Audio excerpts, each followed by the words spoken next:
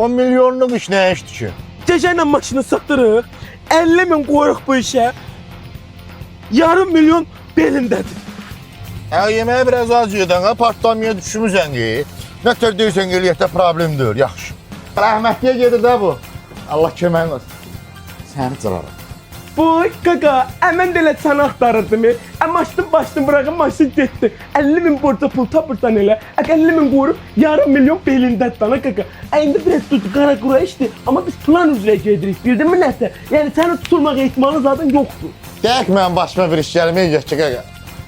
Allah şükür, 3 ildən sonra sağ salamat çıxdım səndən. O gedən arda tapsam mən bilən nə... Oy!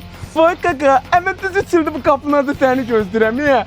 Bir dənə bomba proyektim var ağlımda. Deməli 20 min borca pul tapırsan elə. 70 bin pul kazanacaq kaka.